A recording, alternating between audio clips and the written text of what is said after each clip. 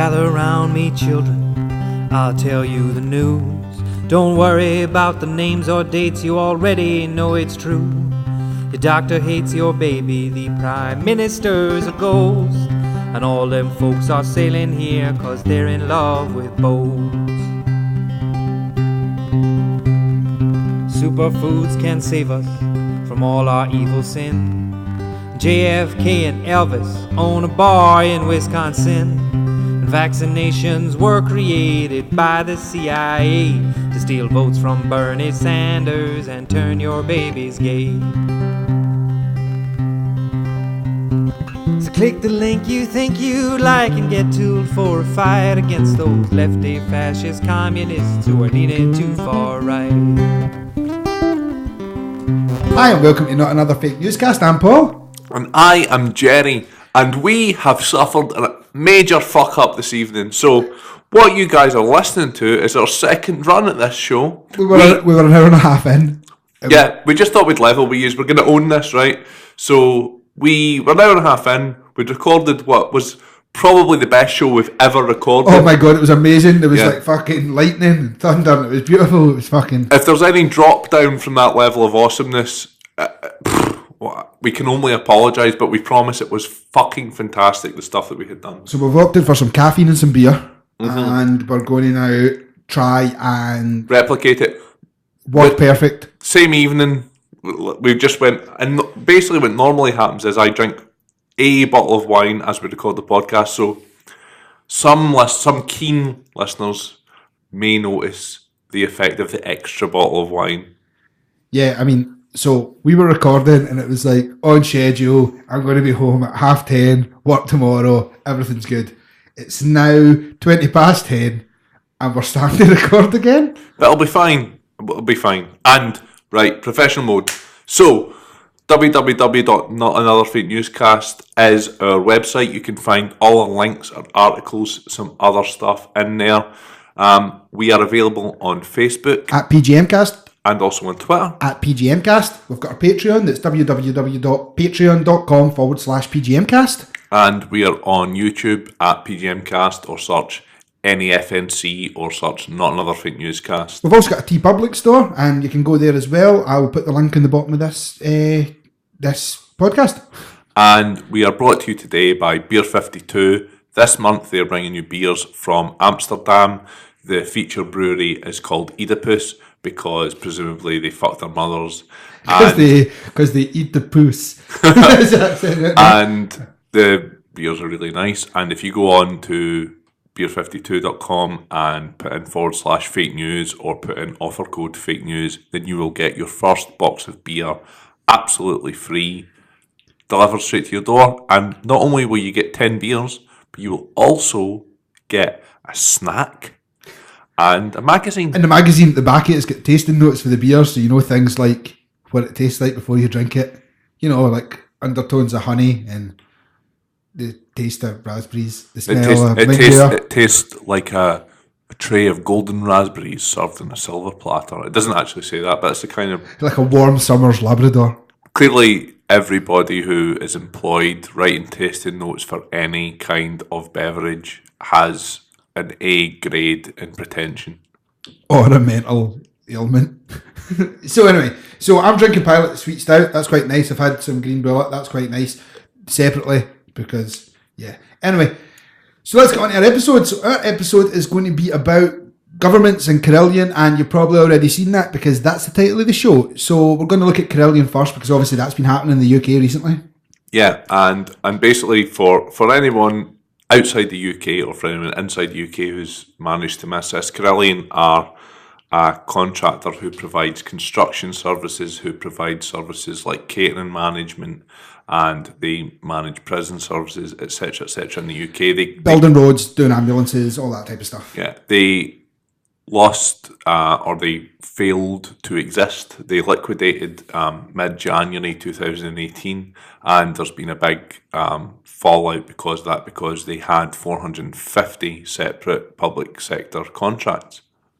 Yeah, so essentially what's happened is they had been getting warnings for their accounts from for the last 7 years? Well, the major profit warning was mid 2017, so about July. Round about the same time they got the HS2. A week prior to that. A week prior, so they had that, and then they were still awarded the HS2 contract. Yeah. They had 3 profit warnings over the last 6 to 7 months before they liquidated. And during that period of time, they were awarded 8 public sector contracts worth nearly $2 billion, even as their share price was tumbling. They handed out $376 million in dividends between 2012 and 2016. The liquidation has left a deficit in their pension fund of $990 million, and their directors and executives were being paid vast sums of money, even as the business was failing massively. I mean, as of January this year, they were paying 4 ex-executives, 4 ex-CEOs. Yeah, six-figure sums. And their current CEO. Yeah.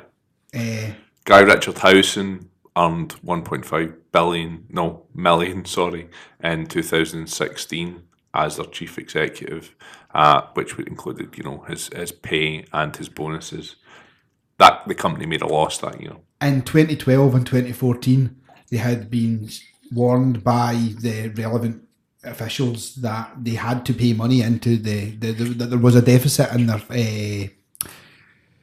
pension scheme. Yeah, and they had to pay money into it, and they looked at that and said, no bother, and instead paid the dividends and the bonuses of the execs rather than paying into the pensions. Yeah, they deferred payment into pension schemes for a number of years. But Jerry, where did they get so they've not got any money in the bank, so how have they got the money to be able to pay towards these dividends and these bonuses? Well, okay, that's a big question. I want a big answer. They were valued at $4.5 billion in March. Who valued that? KPMG, who were their auditor, accompanied with Deloitte. So 2 of the big 4 financial firms. Deloitte, the guys who done Grooves in the Heart in the 90s. Grooves in the Heart. I'm so glad that joke's landed twice now, because the first time we recorded that I was so happy. I just thought, that's what they were called though, Deloitte. I thought they were like Dutch or something. That's right, Deloitte. Yeah, so KPMG valued them at $4.5 billion in March last year. Now, a large portion of that valuation was based on quote-unquote goodwill, which, although it might sound crazy, is actually not that unusual for a modern business. If you look at somebody like Apple, the majority of their market value is based on intangible assets.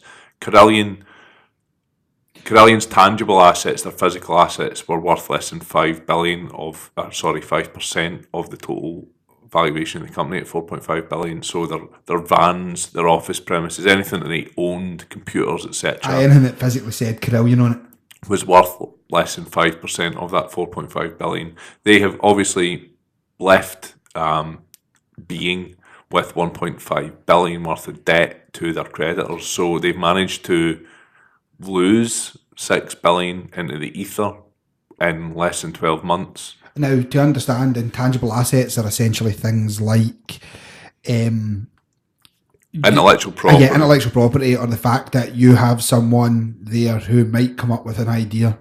And goodwill relates to current existing contracts yet to be paid out, potential future contracts, etc., etc. And if a financial auditor of repute backs up your valuation of $4.5 billion based on 95% of your business or valuation, market capitalization as they call it, being tied to your future business, then that gives banks confidence to loan money to you based on that. So if you've got friends that are that have been your financial auditors since your company forms in the late 90s.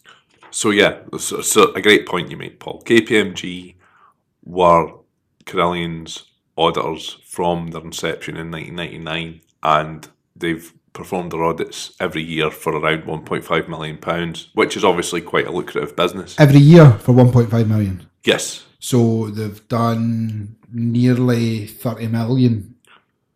Yeah, and you would suggest that due to the business relationship and due to the money involved in that, it's obviously in their interest to value the company highly.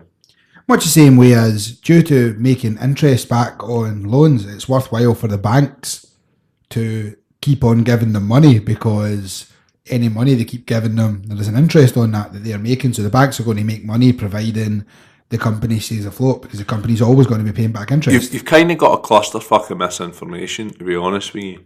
And this is something that I didn't fucking say to you the first time of recording. So this is a bonus. It's almost it's bonus episode information. So what you have is, on one hand, you see a company paying out big dividends to its shareholders, which signals a successful company. On the other hand, you have auditors confirming the value of a company at 4.5 billion. Auditors that have a great international reputation. So you take that on board. You also see, after... On your other hand, your third hand. My third hand. You also see the government awarding $2 billion worth of contracts after a profit warning in July, which gives you confidence as maybe a small business who provides goods to this company that, well, they're still winning £1 billion contracts from the government. They're clearly a going concern. There's clearly nothing to be worried about here. So all of these things come together to give the impression of a successful company, when actually that's not necessarily the case. One of the people who you will find a lot of quotes for and from in relation to privatisation of public services and failing companies is an MP called Frank Field, who is currently the Pensions Committee chairman. He said, "Another day, another company goes bust hot on the heels of a clean bill of health from a Big Four financial services firm.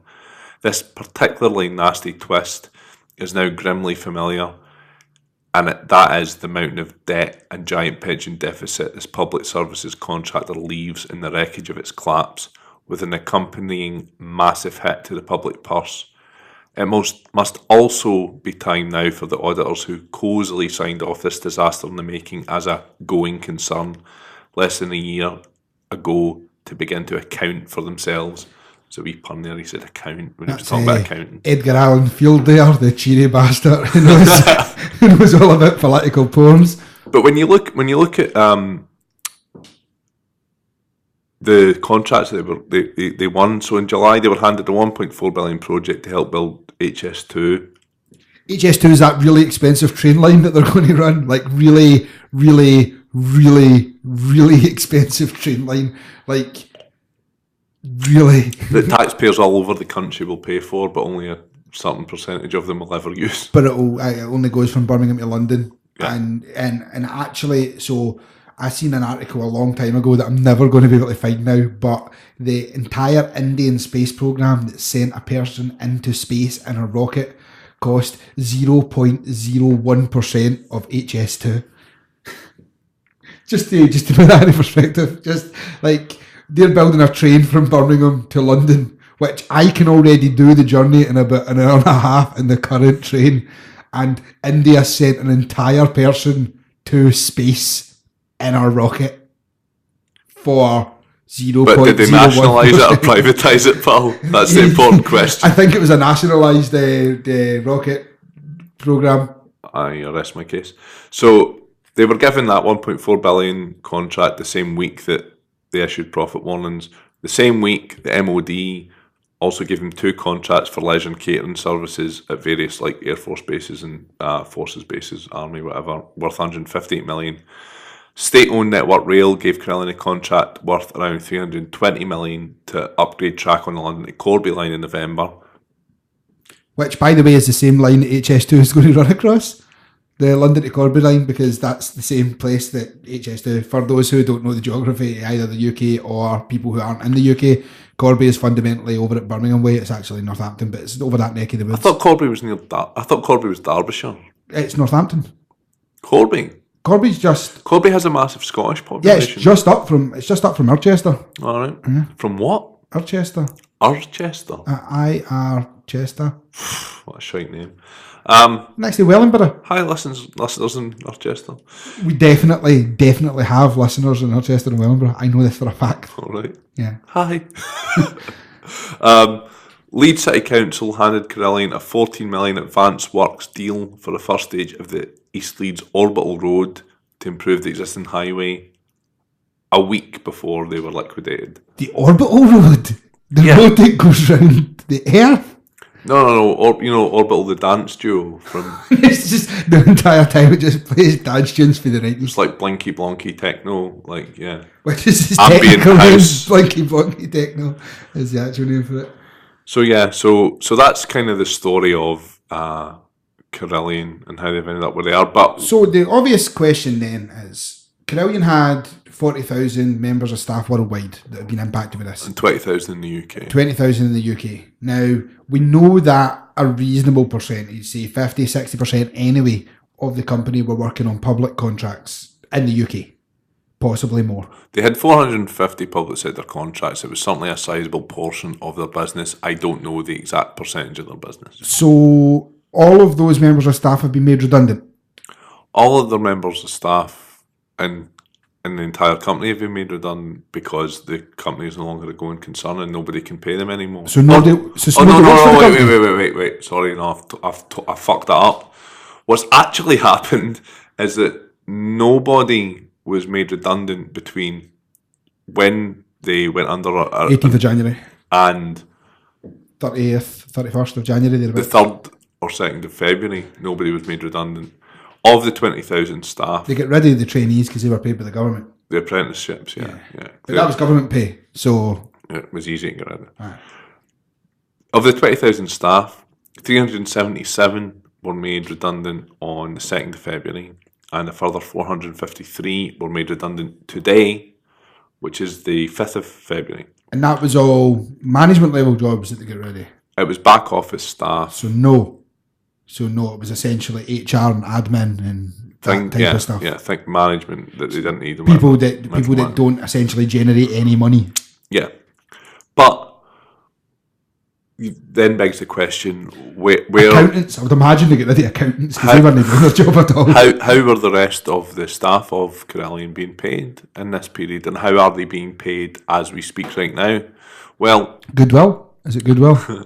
I got in touch with the Cabinet Office. The reason I got in touch with the Cabinet Office was because I was reading an article in the Glasgow Herald, and this was the last paragraph of the piece. A spokeswoman for Carillion said that all queries about the company should be referred to the UK government's Cabinet Office when contacted by the Sunday Herald. That rang massive alarm bells to me straight away, because why are the Cabinet Office in charge of the administration of a private firm? However, a Cabinet Office spokeswoman referred the query to the Government's Department for Business, Energy and Industrial Strategy. So they appear to have been passed around government departments, which is something which I can sympathise with, because the same thing happened to me. Because anytime Jerry's down in Westminster, he's forever getting passed around government departments. Yeah, you know what I mean? I got in touch with the Cabinet Office and asked the question, who's paying for the wages of ex-Carillion staff since the liquidation? And they took a couple of days to answer me, and then eventually came back and said, oh, we don't deal with this, you need to speak to the Insolvency Service. So I spoke to the Insolvency Service, a guy called Stephen Pfeiffer, who's their Media and Relationships Manager. And he's now also been named, because he said this, the next part he told us all this information. Yeah, I mean, I can show you the emails. I can't show you the phone conversation, but you're gonna have. You've known me long enough. You're gonna have to trust me on this.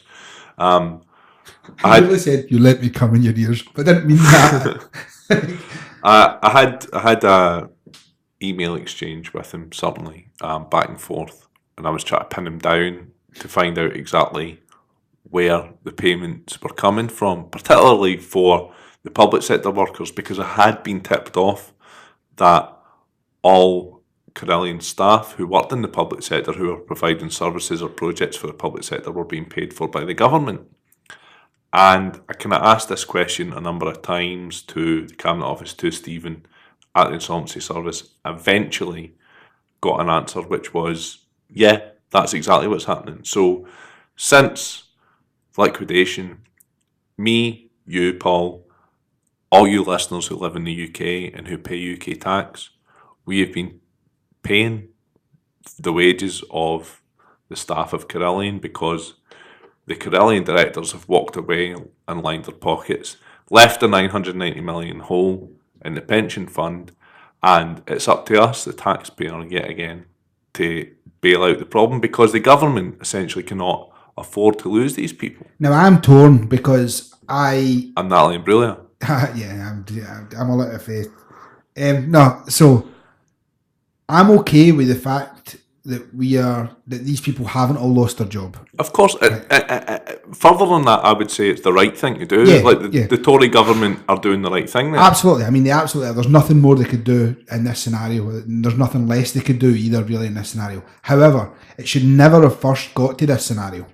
And on top of that, the guys who were at the top, who essentially created this problem through negligence, should be held accountable for it. I'm sure we can agree. Yeah, of course.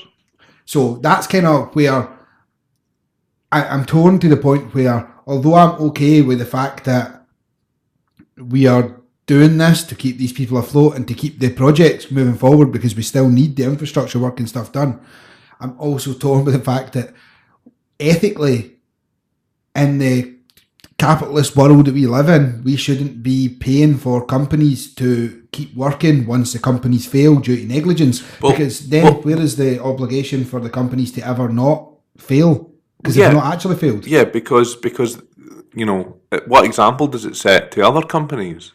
That they know that if they are providing an essential service and the government is funding that service, then they will never be allowed to fail, because they can't be allowed to fail. You have a situation whereby they can pull as much money as they want out of there. Now, the pensions thing we'll get on to, because there are previous occasions where this has happened. BHS would be the big one, and we'll look at Philip Green and BHS later on. But that's really the only spot where they can be got at. Like, they can't really be prosecuted for any of the other things that they've done. It's clearly malpractice. It's like the limited company protection scenario, where the company is accountable for the finances, not the people in the company.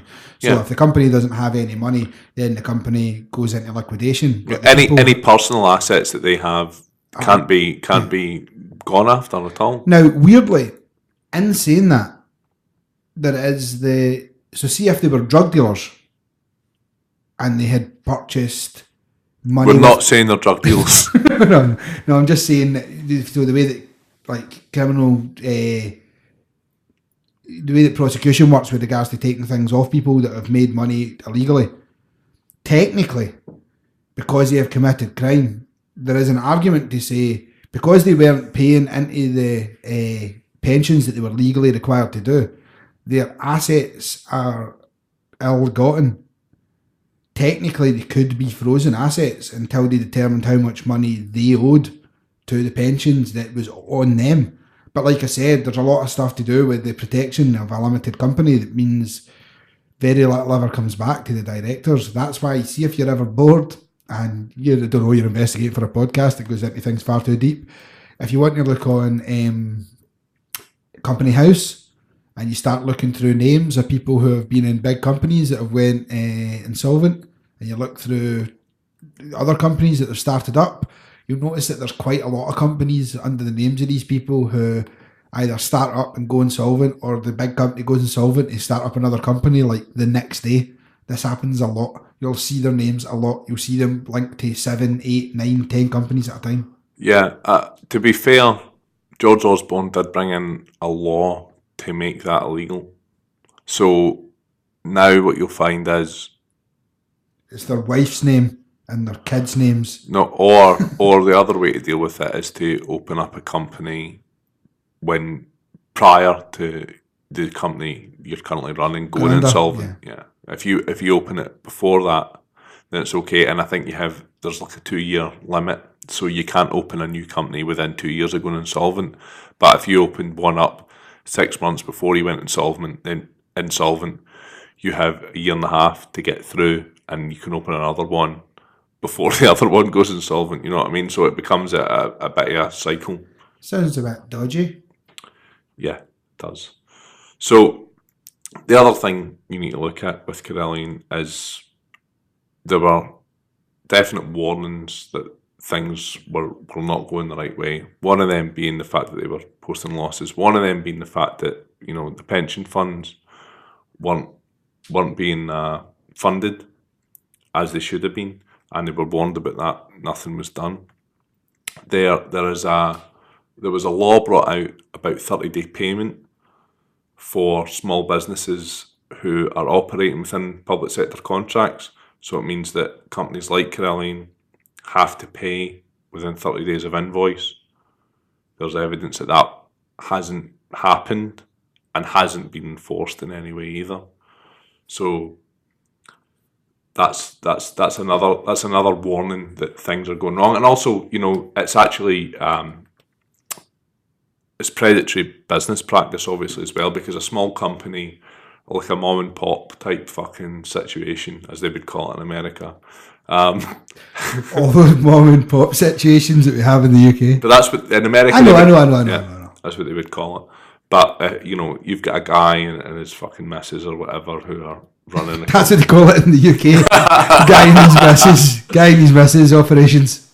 Who are running a company need that turnover. They can't afford to wait 6 months after invoicing for payment to receive payment for services rendered. So that can drive a company under. Well, here's a prime example of that. So, as most of the listeners are probably aware, I do IT for a couple of companies. One of the companies I do IT for are in the construction industry.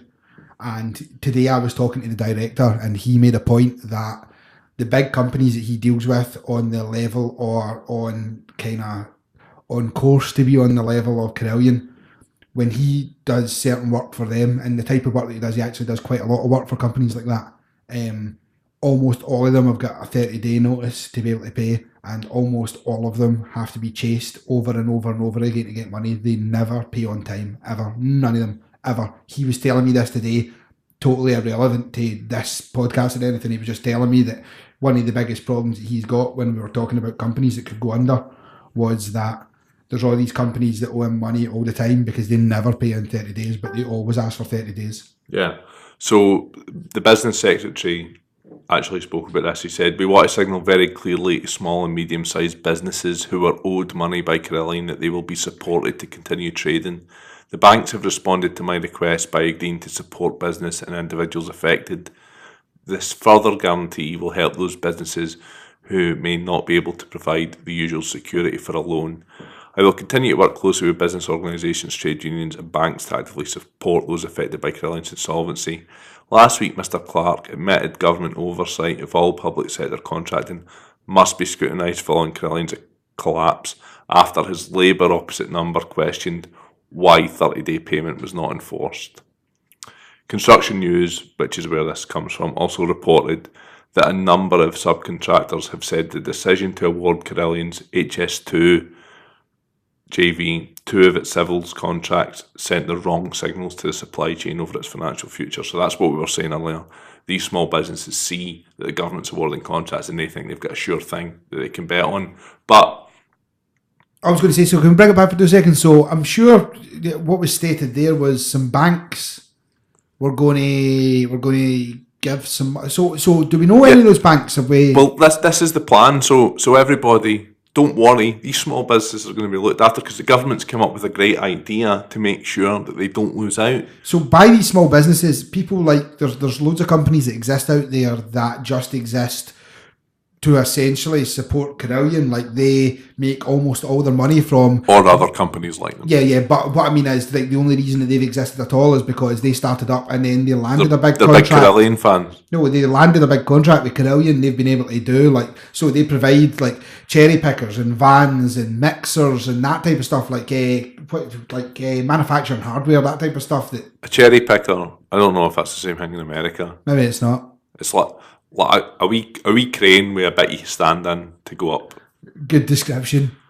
Well, I mean, I don't know why they call it a cherry picker, because cherries are Quite like that. low hanging. Yeah. Quite low hanging. Maybe back in the day, cherry trees were much taller. They've evolved to be shorter So we don't have to use cherry because pickers they anymore. realised that there was no drafts around. Well, they realised that it doesn't matter how tall they were, we would build cherry pickers big enough to be able to get to the cherries. Also, like, a cherry tree actually needs animals to eat it so that it can spread its seed around. Probably not the way we eat it though, by pulling all the cherries off at the same time and then putting them in boxes and selling them in like Tesco. And spitting the stones in the bin. That's probably, and then throwing it at a... Maybe in hundreds of years there'll be loads of cherry trees on landfill sites. They'll be the tastiest cherries. Yuck. That's bogging. Landfill cherries. These are not just cherries. These are landfill cherries. Yep. You could really taste the tuna can. Right. We were getting delusional at this point, Jerry. Yeah. So we've got a solution in place for the companies. Yeah, the solution in place for the companies is that HSBC. But HSBC were involved with Carillion. Aye, but they were clever enough to start offloading their potential Debt. risky debt back in 2015. So they were well aware that they were not making profit and that they were not an asset to have on your books. So they started offloading. So they sold off their debt at quite a high, made a reasonable amount of money off it, and are now going to offer loans to the companies that have now not getting paid for Carillion with a high interest. Well, or with any interest. Yeah, with interest. I think it is important to state that what HSBC and RBS and Lloyds, the government have come to an agreement whereby they're going to offer capital and loans to small to medium-sized businesses who have been exposed to risk by Carillion, and they will probably get a better rate of interest than would be the norm for a normal customer. However, they are still going to profit from it, and I believe that is the exact fucking definition of disaster capitalism. Yeah, I mean, like, so another prime example to give you an idea of the level of interest that there can be is the British government bailed out Ireland in 2010 after the bubble after the bubble burst. It didn't collapse, it was a collapsing bubble. I hate those collapsing bubbles. And they make back about 43 to 45 million every 6 months in interest. So they make nearly 100 million every year in interest, and that's going to be from 2010 to 2021. So the British government stand to make about $1 billion off of their $3 and a bit billion investment. So they're essentially making like a third. So they're making interest of 33%, give or take, off of what they loaned to the Irish government next door. Now, the funny thing, going slightly off topic, just because obviously Brexit's still on everybody's lips all the time, the reason that they justified the expenditure was that Ireland was such an important trade partner to the UK, and especially to Northern Ireland, that they had to keep them afloat or it would be devastating for not just Ireland, but also lots of companies in the UK. This is a direct quote, by the way. Lots of companies in the UK who require to be doing direct business with Ireland daily. Now, that obviously doesn't matter when you're talking about Brexit, but did matter when you were talking about giving a government £3 billion that you were going to make £1 billion back on interest. So, just put stuff into perspective. Swings and roundabouts, isn't it? Man. So, we can see that in the instance of Carillion, you've got a situation whereby the current government and previous governments as well, because the previous Labour government under Blair were massive proponents of PFI. They were big supporters of sort of public-private partnerships, investing in the public sector. I hope public-private partnerships is what PFI stands for, because that anagram guy should be shot, should be sacked. But we can see when you have a situation like Carillion where the government have forked out a lot of money to employ these people and they fail, the government and therefore the taxpayer becomes the backstop to that. You mentioned PFI. I think it's probably important that you explain what PFI is. Okay, well, it's a PFI, I believe, stands for a Private Finance Initiative, and it was something that was introduced by John Major's government, the Tories, in the early 90s, but it was picked up and ran with massively by Blair's Labour government from 1997 onwards. You've got to do something when you're not committing war crimes. And smiling a shit-eating grin like a cunt. Citation needed. So no, there's no. So PFIs were used to fund public sector projects like building schools, building hospitals, etc. But there's been a recent report, when I say recent, I'm talking 18th of January 2018, so roughly about the same time Carillion died, by the National Audit Office, who are like a civil service type body, and will obviously... Now. I think now is N-A-O is no in Brazilian Portuguese, probably Portuguese as well. So it's just called no. Yeah. No. So there's been a National Audit Office report which has basically stated that it suggests that a group of schools costs 40% more to build and a hospital 70% more to construct than if they were financed by government borrowing. The report was supposed to identify the costs and the benefits of PFI. The collapse of Carillion has renewed criticism of such schemes, blah, blah, blah, blah, blah. PFI projects will cost the taxpayer $199 billion in the 2040s, and they were stating that 716 public projects that were active under PFI and its successor PF2 had annual costs amounting to $10.3 billion in 2016-17. Is it PF1? No, it's not. So it's PFI and then PF2. I know. Fucking sack game. They're fucking useless. No, but you're not telling me about a school that costs like 27 million quid to build and then 47 million quid to upkeep. So at the minute, yeah, there's a ghost school in Liverpool. Liverpool City Council are paying more than $4 million each year for Parklands High School, and it's currently empty and unused. It's got a sports hall, canteen, science labs, whatever. It was only used for 10 years. From 2004 to 2014, it was closed down by Ofsted.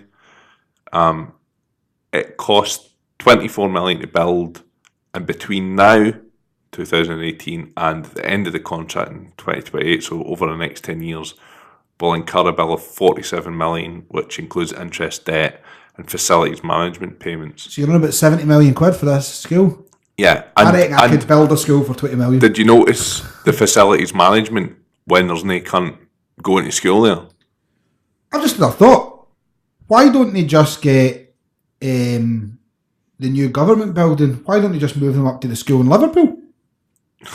Westminster. Oh, they wanted to redesign it. There's a school there sitting empty. It's got a canteen. It's got a gym hall. It's got a science lab for doing their experiments on kids. Aye. Citation needed. Again, no, there's not, Gerard. No, there's not. Yeah, so there's a big old empty school sitting there, even though there's lots of things that it could be getting utilised for.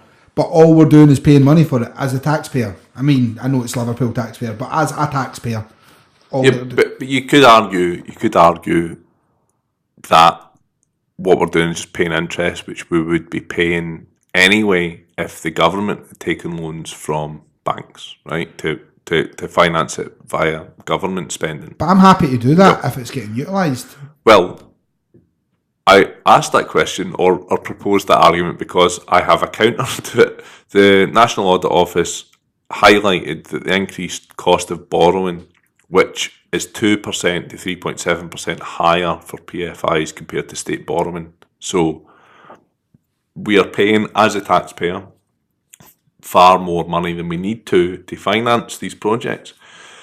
What does that translate to though? So, like, what is like an extra 3% or 2% in interest? What the report said is small changes to the cost of capital can have a significant impact on costs. Paying off a debt of 100 million over 30 years with interest of 2% costs 34 million. At 4%, it more than doubles to 73 million. And that's the range at which these these are overcharging compared to state borrowing. So they are definitely going to be paying like 50 million quid for 100 million loan. Is that what you're saying? Yeah, more. Yeah. Somewhere between 34 million and 73 million over 30 years. That's why I just chose 50 million because it was somewhere in the middle. Do you know what I mean? So somewhere between 30% and 70%. It's a king of teeth, that, isn't it? It's a lot of fucking money, especially when you consider that there have been hundreds and hundreds of projects that have been financed in this way throughout the UK. Like, it's not a good deal for the taxpayer. So who is it a good deal for? You know what I mean? It's the only people that it's a good deal for are the private companies that are doing it, and especially when there's no fucking repercussions for them just ripping all the money out and fucking walking away. But Jerry, when we look at this, when you look at the papers and you look at stuff to do with the government, it tells you that privatisation is the way to go because it's less impact. If I right now have an argument with someone who is a staunch Tory supporter about how Labour could possibly be running the country better, the first argument that we'll put across is that where is Labour going to get all this money for these public endeavours? But it sounds very much like these private endeavours are costing more money than what the equivalent public endeavours would take. Well, the money still comes from the same place, right? The money comes from the banks regardless, right? So if the state funds something through government bonds, for example, that's how they're going to finance it anyway. Are they like orange bonds? They're like walked in the street. That's how people pronounce the word band. Band. Very good, very good. It's getting late, isn't it? Fucking right. So what was I saying? If the government fund it with government bonds instead of going to the bank. If the government fund it with government bonds and manage the project themselves and pay for it themselves, it's no different to getting a bank loan and paying a private company to do it. Except it costs more money. Except that it's going to cost them more money. Right. And then if the private company collapses, they have to take it on and manage it themselves anyway, as per Carillion. Interestingly, there's a lot of evidence that the private companies that are winning these contracts are major Conservative Party donors. There was a guy on our Facebook who had said, my company nearly went under and I had to sell assets to make sure that my company didn't go under. How's there one rule for me and one rule for someone else? And there was a reply that said... You're probably not a Tory donor. There you go, yeah, that's... But no, I mean, like, if you look at the example of the academies trusts in England who are running a lot of the schools down there now, since they've been fucking privatised, the man who owns the academies trust, who owns more schools than anybody in England, is one of the biggest donors to the Tory party. That's convenient though, is it not? No. I mean, it's convenient for him, but it's not convenient if people know it. You know what I mean? But again, it's something that you won't read a lot of in the media. I read that in Independent. I'll put the article up, but it's not something which is spoken about a lot on the BBC or Sky News. Well, something else that you don't really hear about in the media because conveniently it happened during Carillion Gate. Can we call it that? Is that what we're going to call it? Yeah. Carillion Gate? Carillion Gate's better. Right, not Carillion Gate. Carillion. Sounds like a gate for gorillas. Spelt wrong. Yeah. Right, cool. Right, so Carillion Gate. So during that time, have you had a company called KPS? Yes. Have you? Yes. Some beardy guy was telling me about them earlier tonight. It sounds right. Do you know, I'm actually... It's KFS, so you're a liar. Got you. Caught me out. No, anyway, Yeah, so, I believe it stands for Key Forensic Services. Yeah, so essentially this company is... At least that's what that guy told me. Don't trust bearded guys, I'll tell you before. So that company is the company that does all the forensic services for certainly 30 police departments in the UK. Now, there's how many? There's 40? There's 43 police departments in England and Wales. There's one in Scotland, and I believe that there's one in Northern Ireland. So 45 police departments in the whole of the UK. 2/3 are being served by... KFS, have the contracts for 30. 30 on the nose, 30 so of yeah, them. 2/3. And they're currently working on about 2,000 cases. Now, first and foremost, I can almost guarantee you that most people who are in the UK right now didn't realise that all the forensic services were getting done privately. Now, to understand what the forensic services are, that's things like gun crime, like when you're looking at who owned the gun, or ballistics testing. Yeah. It's rape, it's murder, it's DNA testing, What a good it's stuff. blood testing. It's essentially, have you seen CSI? It's that. It's without the guns and without the Who soundtrack. And it's been privatised since... 2012. In 2012, the UK government got rid of the FSS or FFS, which is... Who were the public who were the funded public body, funded, yeah. So at the present moment... Did you know that, listener? Because I fucking didn't until Paul told me tonight. Like, to me, that's fucking mental. Like, it's an essential service, right? Well, it's more than an essential service. So here's the problem. It's more than an essential Yeah, service. more than an essential service, because it's... I'll explain. Really essential. I'll explain that claim to understand. So essentially, right now, round about the end of January, 31st of January, thereabouts, this article came out. It was in the Times. There's very little reporting about it, but essentially, at that time, they went to the Home Office and they said, "We are going to go under. Can you give us money?" And the Home Office said, "No, we won't give you money."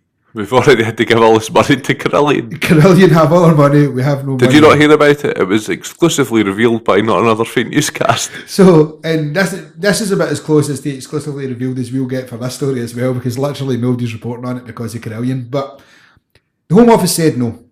The problem is there's currently 2,000 cases being processed by the company, 3 sites, 267 staff.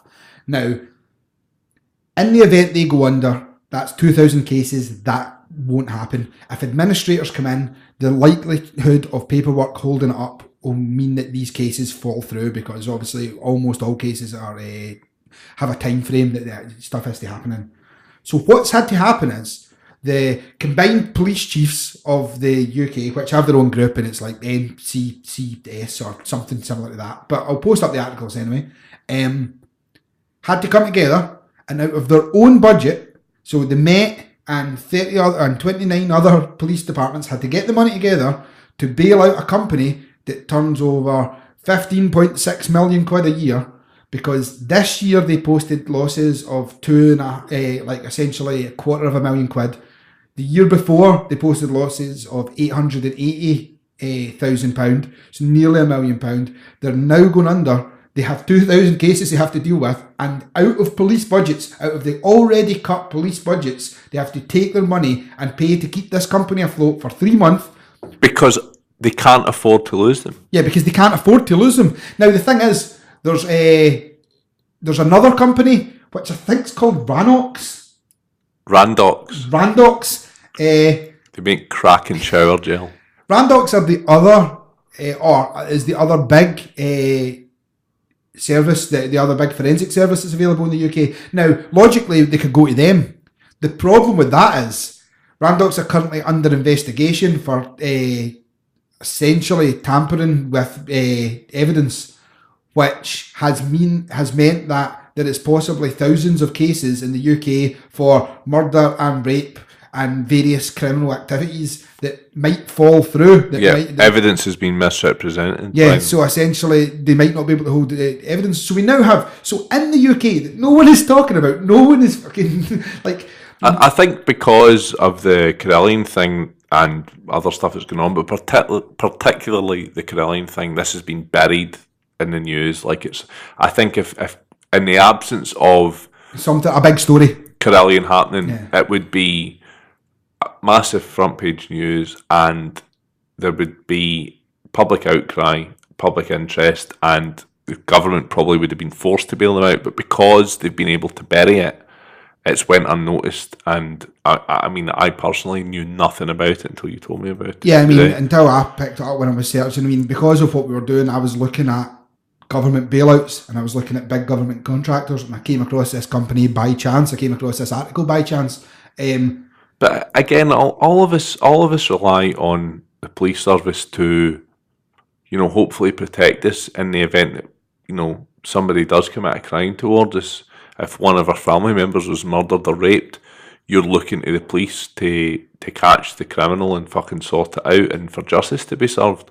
It's an essential service. It's something that we all pay our taxes for. And again, it's something which has been farmed out to a private company. And again, there's no repercussions when they mismanage the company. It can't fail. As in, literally, they had to take money out of police departments to pay for it because the police departments require it. This to me, it's mismanaged, misran, and there's no repercussions to the people that own it, and there's no push to bring it back under public ownership when that would obviously be better for everybody. Yeah, that's kind of where my problem lies with the entire story. Then this is why I said it's kind of more than an essential process.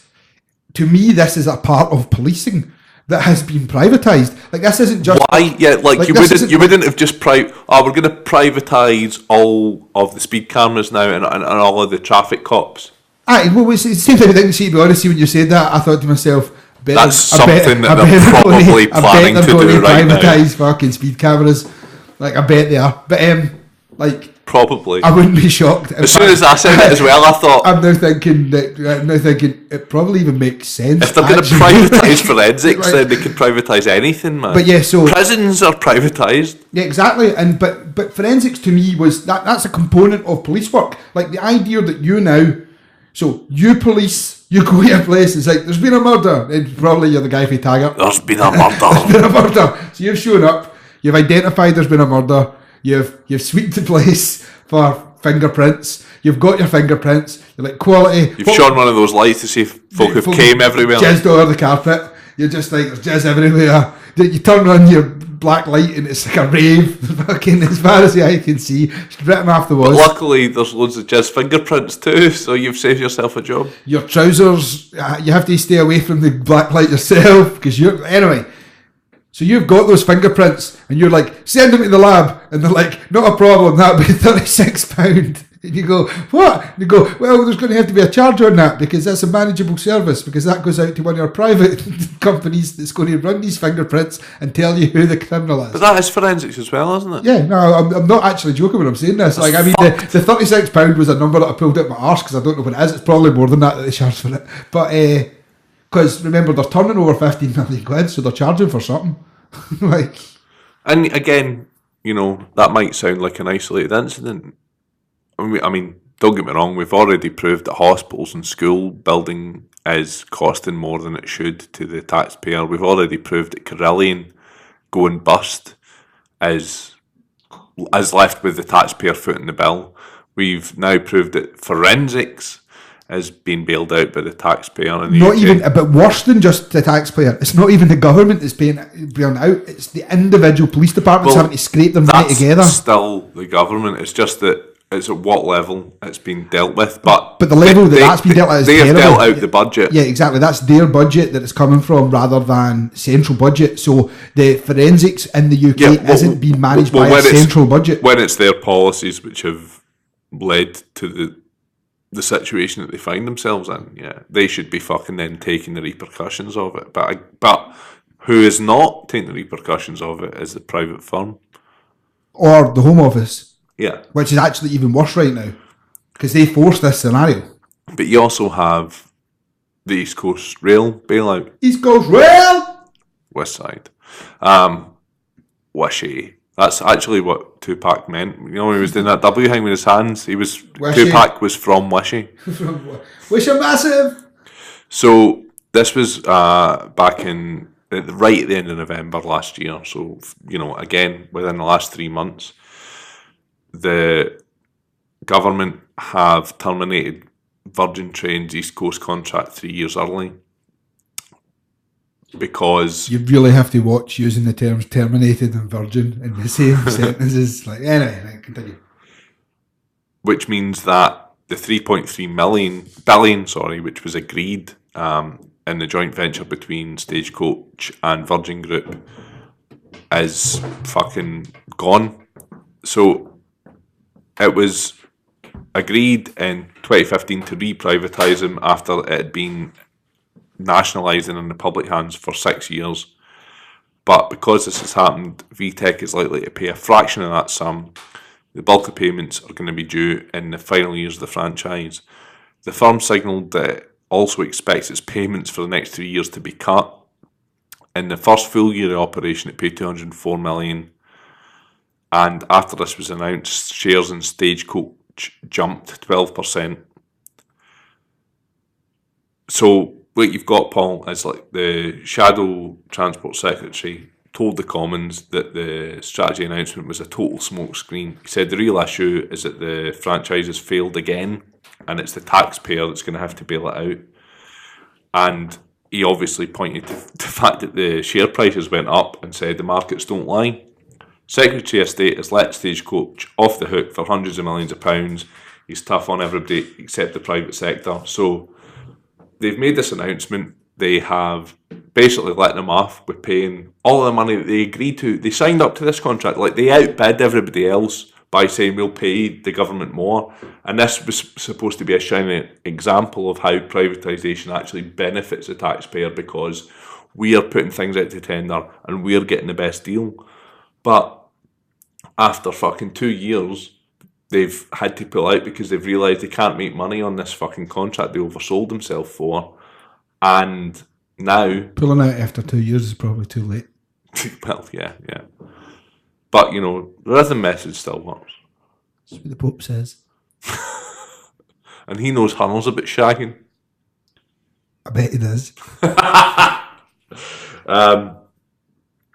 Yeah. So again, we're losing out, and we're actually having to then cover the cost until we find somebody else. When what a lot of people won't realise is that for 6 years after National Express had the line and were fucked, asked Lord Adonis, now Lord Adonis anyway, who's a fucking Labour gorgeous peer, bastard. but he was the Transport Secretary at the time, and so I'll read his tweet out.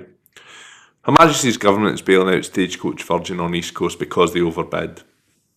Franchise was due to end in 2023.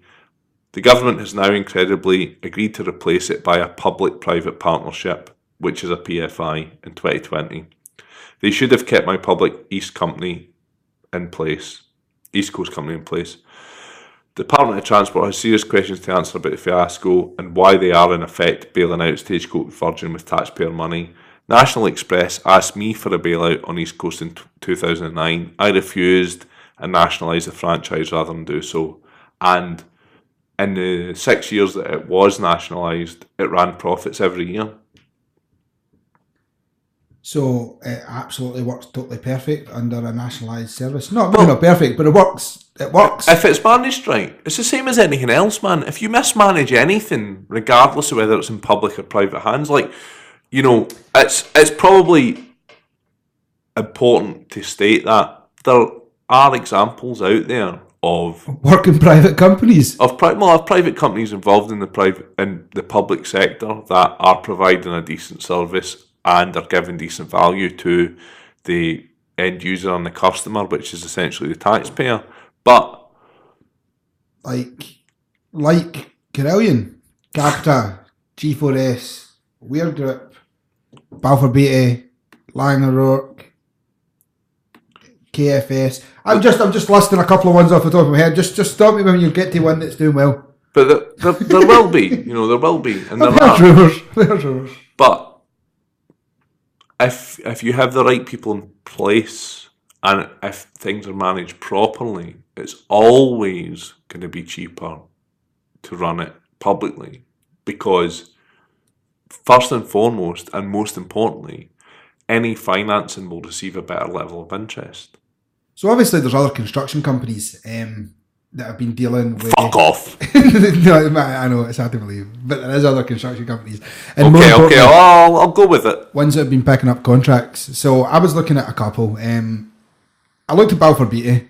As it turns out, they were an absolute fucking train wreck for like the last 7 years or some shit.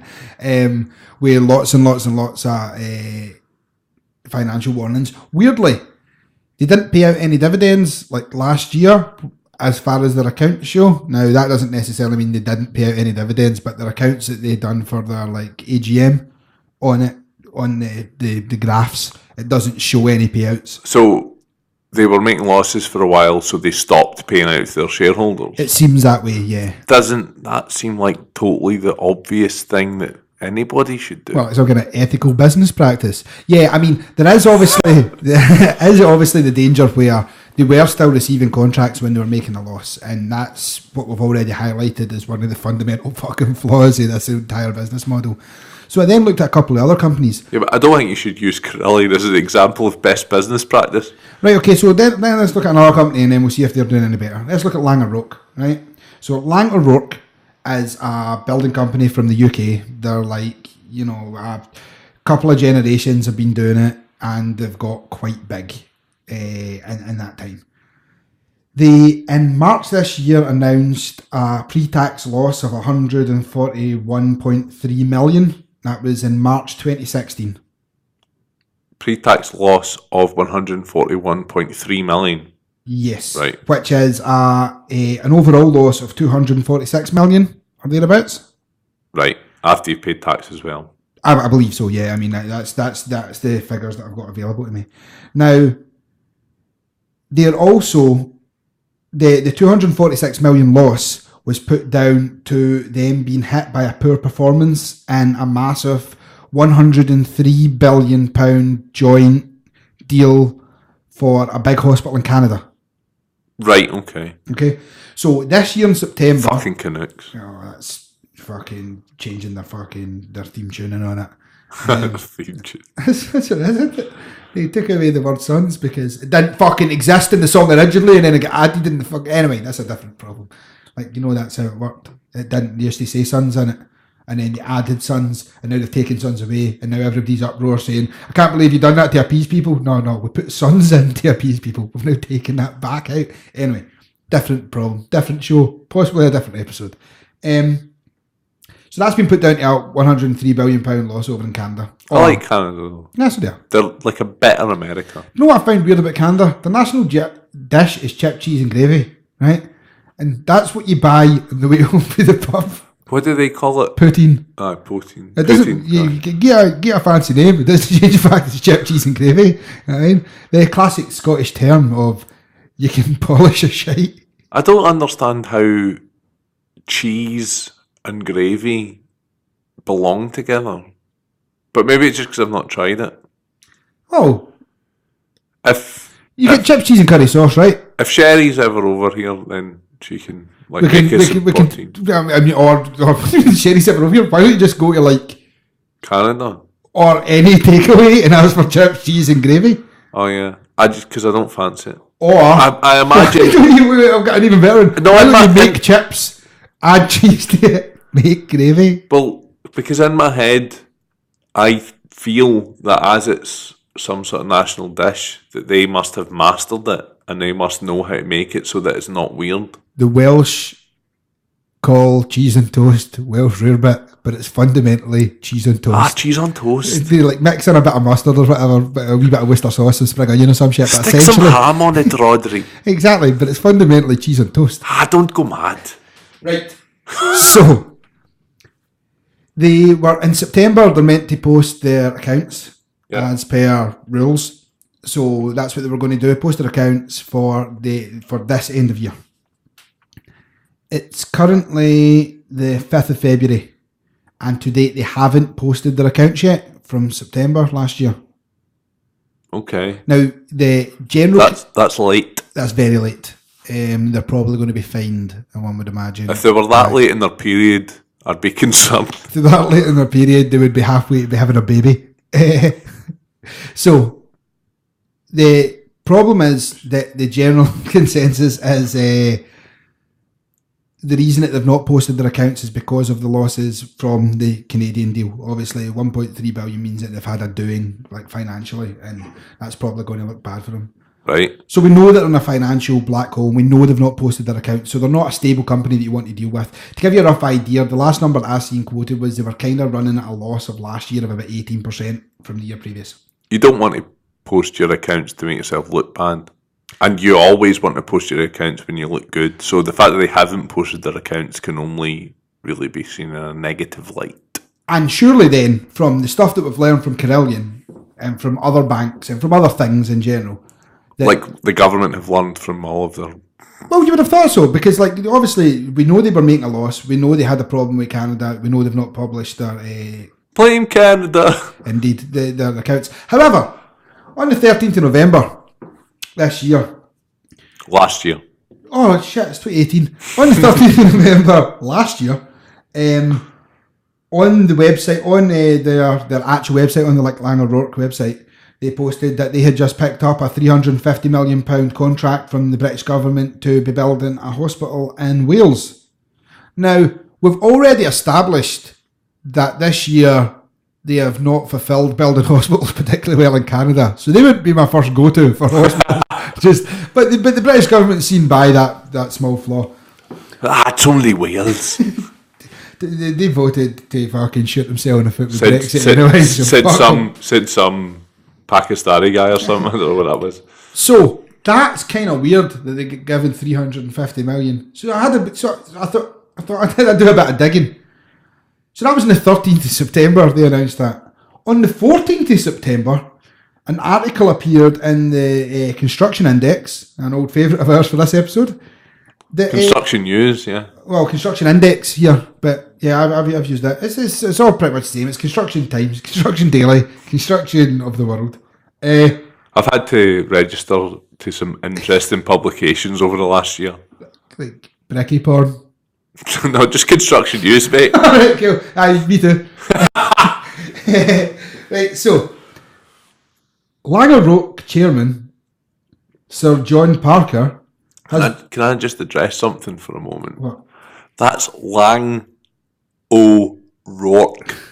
Because Paul was saying this to me for about a week when I was offshore, and I thought they were called Langer Oak. But it's Lang O'Rourke. Right? I don't know if that's any better. Yeah, like Lang O'Rourke. Yeah. Right. So, their chairman, Sir John Parker, has been appointed lead non-executive director of the Cabinet Office. That article came out on the 14th of November. Is that the day after? That's the day after they get given a £350 million contract for building a hospital in Wales. It's almost as if they're all tied in with each other. Cabinet Office Minister Damien Green says, I'm delighted that Sir John Parker is joining the Cabinet Office. Sir Damien Green is not the person that you want to be fucking backing you. Is he a sir? No. You just randomly promoted him. It's because John Parker's a sir. He's the Lord of Porn. Bricky Porn. Yeah, dino porn. But anyway, sorry. John Parker is a sir. Damien Green is a cunt. Is an unemployed person. He's no longer the Deputy Prime Minister. He was also mates with... Because he liked wanking too much. He was also quite good mates with Dave Davis, the most inept man in the entire of the Tory government. The most unimaginatively named person in the world. Davis Motanda. Apart from like Gary Neville and Phil Neville's dad. Neville? Correct. Yeah. Or Gary Pallister's old man. Pallister? No, Alistair Pallister. Right. Pallister would be funnier. Like, weird, but funnier. But anyway, so as it stands, Lang, O'Rourke are in financial trouble. We know they're in financial trouble. We know they've had financial shortcomings, yet they're still being awarded a £350 million contract to build a hospital, and that's just one that they've got announced there. I didn't look through their other contracts from the government, and that's when their director has joined the cabinet. I mean, that's suspicious. Yeah, and they're not the only dodgy company that. I mean, we obviously know from our conversations this evening that they're not the only dodgy company that the government's dealing with. Any episode that's involved the British government that we've done in the last year. So the other big ones who the government are dealing with are who have issues would be Serco. Serco are baddies. So in terms of their involvement in the public sector, that includes running the Yarlswood Immigration Detention Centre. They run the Boris Bikes in London, Merseyrail, and they manage the Atomics Weapons Establishment. Not, as Paul thought I said to him earlier, the imaginary Atomics Weapons Establishment, because that would be mental. And a better job. Wait, did you say they run Merseyrail? Mersey. All right. I was going to say that's... Merseyrail. That's really offensive. Well, not as offensive in my Scouse accent was to anybody in Liverpool. Serco has minimal direct exposure to Carillion through joint ventures, but last year it agreed to buy some facilities management contracts for the NHS from Carillion, so they're discussing that at the minute. But the main thing is, well, actually, two main things. The shares fell by 31% last year when they restructured. They are now run by Winston Churchill's grandson, Rupert Soames. They were investigated by the Serious Fraud Office after billing the government in 2013 for electronic monitoring of criminals who were either already in jail or dead. The thing is, though, you know that those numbers are correct. Like, where are all these people? You better come correct, son. No, like, I know where all these people are. Can you be sure? 100%. Because 65% of them are in jail and the other 35% of them are dead. Yeah, so they were they were investigated by the fraud office because they were charging the government to tag people who were dead already. We will charge them on the beaches. We will charge them on the streets. The G4S would be the next one. They are mainly a security and cash handling business. That's Securicor. For people who live in the UK, I did not know this until I looked into this. It's just Securicor. It's Group for Securicor. That's those guys in the welding visors that take money out of banks. It's other guys that look like they're playing PlayerUnknown Battlegrounds. Okay, I'll take your word for it. There's a culture. There you go. There's an up-to-date reference that will be out of date soon. It's public sector work, which includes running prisons and security for the Department of Work and Pensions, accounts for only 5% of its total revenues. Is that the Department for Working Pensions or for Work and Pensions? What? Is it like for pensions that work? For working pensions? Working pensions. No. No, because currently none of the pensions work. Yeah. Right. They have run into controversy several times. Again, the Serious Fraud Office have looked into them, into overcharging as well as allegations of abuse at the Brookhouse Immigration Centre. They were temporarily barred from government contracts, like Serco were, over overcharging claims, after which it had to repay $109 million and agree to a corporate renewal programme. Which means they pay off everyone in their corporate team and then put new people in place, but give them money and give them like executive positions and shares. So that's a couple of the other public sector people that we're dealing with. Also, this is quite a big one. The Independent did a report 6 days ago on financial scandals around about education academy trusts in England. entitled "Think Carillion Was Bad? Wait until you hear about the financial scandal engulfing our children's academies." We pay for one head's 180k salary and insurance on his Jaguar. Other things we've coughed up for include Marco Pier white meals, luxury flats, sex toys, and various expenses that even MPs circa 2008 wouldn't have fleeced us for. Can we just ask, where is the negative ever going to be if you put Tories in charge of large groups of children? What could possibly go wrong? they've always been above board. So weirdly, when I was making the joke about working pensions, something that we've not actually touched on, I don't think, before we move on any further, because I think it's important at this point for people to understand the knock-on effect of no pensions getting paid, or the money not getting paid into the pensions in that 990 deficit. So 990 million deficit. The fallacy in the UK is these pensions are protected, and they're protected by the government, and they're like protected by like ninjas. I'm not sure if that's what people believe, but essentially people believe that these pensions exist and they will always exist. They're there to be safe. That's not really how it works. So. No, you're totally right. I actually was reading a piece in Independent. We'll go back to the education thing because you've totally derailed that chat. It's only because when I would say working pensions, I knew that I would forget about it if I didn't bring it up again. I think it's quite important. It is important, right? So I was reading a piece in the Independent which actually was from back in 2016, and it was regarding BHS and the stuff with Philip Green. But this is the wording from it, and this is from the Independent, which is a seriously left-wing newspaper in the UK. For the UK mainstream media, it's seriously fucking left-wing. Opening paragraph. So what if those sponsoring businesses go bust, as is the case with BHS? What happens to the company pension scheme in those circumstances? The answer is that the state steps in. And that's not the case at all. Yeah, and that's what I mean. So there is this fallacy that sees that like the state will make sure that those pensions are secure, which technically they do, but it's not in the way that you would imagine. Yeah, so I'll continue on that. The Pension Protection Fund is a government-run scheme to rescue the schemes of bust firms. It was established by the government in 2004, so private sector workers didn't risk losing all their pensions if their employer happens to go under, which makes total sense, right? Like, you don't want them to, anybody who has paid into a pension scheme all their life, you don't want them to be open to the risk of their company going bust. So there should be some sort of protection for them.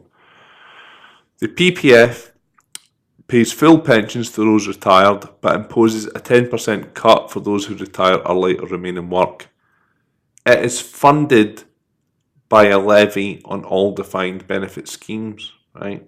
So what that means in real terms is that when Carillion goes bust for 990 million, every other private defined pension scheme that exists in the UK is charged a levy. Just get skimmed. We just skim all the other ones to make up the 990 million. To fund the money that they require. The basis of that probably makes sense when you're talking about a company that's got like 100 employees and it's maybe like £1,000. But it's 990 million. Well, Paul, again, what it boils down to is this. We, as a country, have got to a point where, for some reason, we've decided that we're going to privatise profits that are made off of anything and put them in private hands. But when we hit losses, we want to nationalise it and socialise it. So capitalists will tell you that they're against any kind of socialism, but funnily enough, they change their mind about that when they're losing money. It's capitalists in the streets, socialists in the sheets. That's how it works. That's how it works. I drew problems there with that. But capitalists in the streets, socialists in the sheets. But they want all the money that they make to themselves. You were so angry there, you like fucking punch your microphone stand. They want all the money to themselves when they're making money, but as soon as they're open to any losses and they need help, then that's the time that they want the fucking country to step in, you know? I mean, that's what the fundamental problem is, and the actual issue is that the government facilitate that. Like, the reason that they want that is because they have been given that. I mean, I know we have to go back. Yeah, because it's an option that's open to them at all. I know we want to go back to the education stuff and that, and I know we have to touch back on that, but a thing that like kind of off the back of what we're talking right now, the reason that pretty much any company in the UK feels that way now is everything that happened in 2008. I mean, everything that happened in 2008 is the reason that they feel the way that they do, is they feel the way that they can be bailed out. And we've learned nothing from that. In 2008, the banks, or certainly the vast majority of the banks, were running themselves in the same way as Carillion, whereby they were making defined losses in their balance sheet, but they were still paying out big dividends to shareholders and big bonuses to their executives. It's like... And when they realised that they'd overexposed themselves to risk to the level that was irretrievable, all of a sudden, that's when they wanted to rely on the state to bail them out. Who was it that done... And that's when we did bail them out. And now the government will tell you that there's no fucking money for fucking pensions. There's no money for fucking education. There's no money for fucking healthcare. There's no money for police or fire services. But we have to cough up to pay for fucking ex-Carillion fucking employees' wages. But we've certainly been doing it since 2008. But there's no magic money tree, Paul. No, of there's course no not. magic money tree. But there is when it fucking suits us. And when it suits us appears to be bailing out private corporations. So, see, right, so let's roll it back. Let's bring the anger down. Let's roll it back a bit. I'm on my second bottle of wine, Paul. Let's bring it back and let's ask this question. My name is Bucky. It wasn't. Was there anything in what we've seen in the 2008 financial crash that has direct correlation to what we're seeing with Carillion? Okay, so what you're talking about is the people... I don't know what you mean, Jerry, apart from the fact we've already recorded this entire fucking episode. What you're talking about is the people who did their accounts. So I think we might have touched on KPMG earlier on in this episode. We touched on them and in Deloitte. this recording even. Remember, we've done the Deloitte joke twice. Oh yeah, so we did. Cruising high. So your man Frank Field at the Pensions and Work Committee said the thing about, yet again, we've got a big four financial company which have signed off on people's accounts and let them fucking be a going concern. I take it the big four financial companies are like breakdancing, tagging, MCing, and like DJing. That's the tenets of hip hop, isn't it? Oh, the four new tenets of hip hop. Yeah, that's relevant. Shut up. It's late. So you're right. Telegraph jokes, by the way. Anyway, yeah. What I was looking to was in March 2017, the KPMG basically signed off on the accounts of Carillion, and they stated that they gave a true and fair view of the state of the company's affairs. They get paid 1.4 million for that. They got paid roughly 1.4 million every year from Carillion's inception in 1999. So it's pretty clear that it's a pretty lucrative client relationship they had there, which they're not going to want to break. So there is a vested interest in them saying that Carillion's accounts are sound, because if they don't, they'll just find another accountant. And they were also HBOS's accountant. Right, well, so this is where I'm going with this, right? So Deloitte were also involved in looking at Carillion's accounts, and this article in The Independent says, when two blue chip auditing firms apparently can't detect a near 1 billion overvaluation of assets, parenthesis, financial difficulties that many hedge funds without access to Carillion's books had apparently identified since they were placing big bets on the stock price going down. So that means loads of fucking investment funds had put options or spread bets on Carillion stock going down, which means they had insider information, which means they knew they weren't making profit, which means they knew they weren't a profitable business. I mean, you see insider information, but they could just be looking at the facts. They look at the last couple of years worth of accounts. But their accounts didn't say that, Paul. That's the point. They were still getting warnings though. No, but this is way prior to the warnings. The first warning didn't come until July 2017. The last audit that KPMG done was March 2017. But prior to that, for a good couple of years, which we know from HSBC trying to offload and distance himself from any sort of fucking risk of their financing towards Carillion going bad, that it was a known secret, if you want. Yeah, I think that's probably more accurate. It was a known secret more than anything else. Like, I don't think, not so much insider information in that every cunt just knew, including the government. Yeah, but interestingly, KPMG were also signed off of the books of HBOS multiple times in the years before the bank's bad loans eventually blew it apart in 2008. The auditor was even invited to investigate allegations of excessive risk taken from an internal HBOS whistleblower, a guy called Paul Moore. It dismissed them. Indeed, all the UK's big banks were thoroughly audited before their balance sheets tore like tissue paper before a tsunami during the 2008-2009 financial crisis. That's an opinion piece, obviously, because the language there is ridiculous. Tore like toilet paper before a tsunami. Tissue paper. All right. It's totally different. All right, go.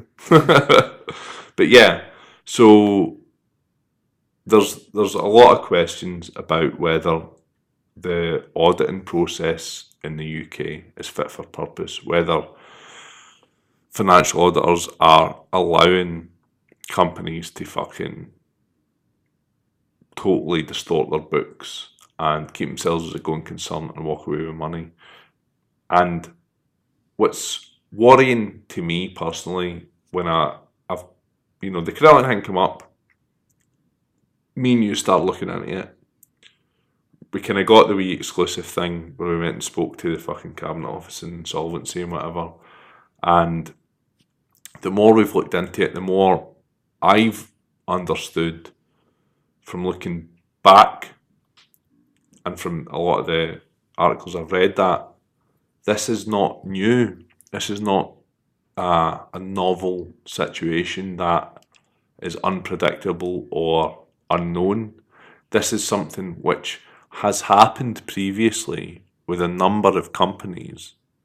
It happened to a lot of the banks in 2008. Exactly the same mismanagement, exactly the same practices, paying dividends to shareholders when your company is running at a loss, paying bonuses to directors and massive salaries to directors when your company is running at a loss, and overestimating on the accounts the value of future business. Well, I mean, even then, something that we spoke about, and I don't think we've actually mentioned it this time round of recording, but what we spoke about last time was one of the things a professor in Manchester had been speaking about was essentially... Professor Green? Yeah, Professor Green. No. Damien Green's bra. He's a fine financial advisor. Good porn though. Aye. And it took me a minute there. So what he was essentially saying was one of the big issues with companies of this size is that in the stock market they have to be shown to be continually growing and also diversifying. So they move into first areas that they have no fucking idea what it is that they're doing. Acquisitions, yeah. Yeah. So they just like buy over a company and it's just like, these guys know what they're doing in this field and they fucking wing it. Do you know what I mean? Suddenly they're building submarines or some shit. They also have to go in. That was a sound of a solid glass of wine getting poured there. They also have to take on contracts that they're not going to make any profit on. Like, as in some cases, they might even, certainly Balfour Beatty had a mentality where they were taking on contracts that they knew they were going to be like making a loss on. But the general consensus is they were making tiny profits.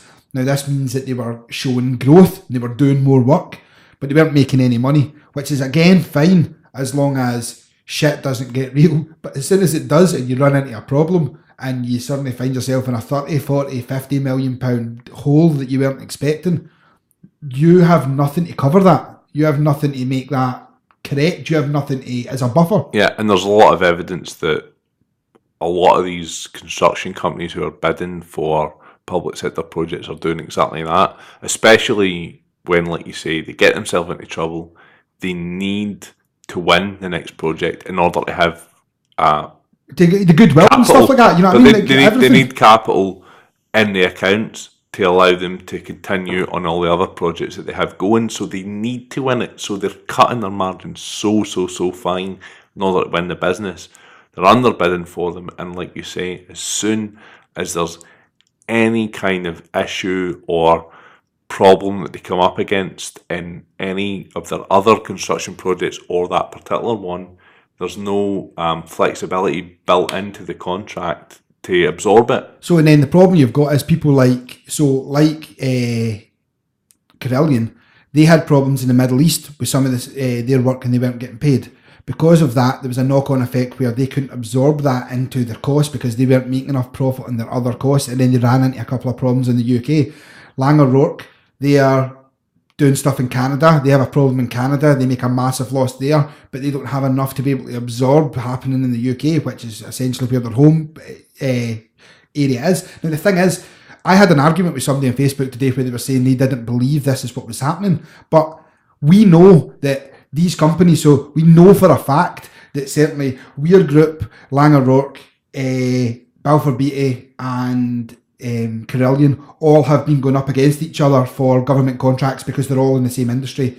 We also know for a fact from the director, because it's written in, they brought in a director who's known for turning companies around, and he discusses the fact that there was a mentality within Balfour Beatty where they were taking contracts that they knew they were going to either make no profit or a loss on. Yeah. So we know that they were taking those contracts and they were hitting those figures. So we know that anyone who bet them was doing something similar. Now, granted, some companies are bigger, some companies are smaller, so they can absorb things in a different way. But let's not pretend here. Balfour Beatty are fucking huge. They're one of the, if not the biggest infrastructure company based in the UK.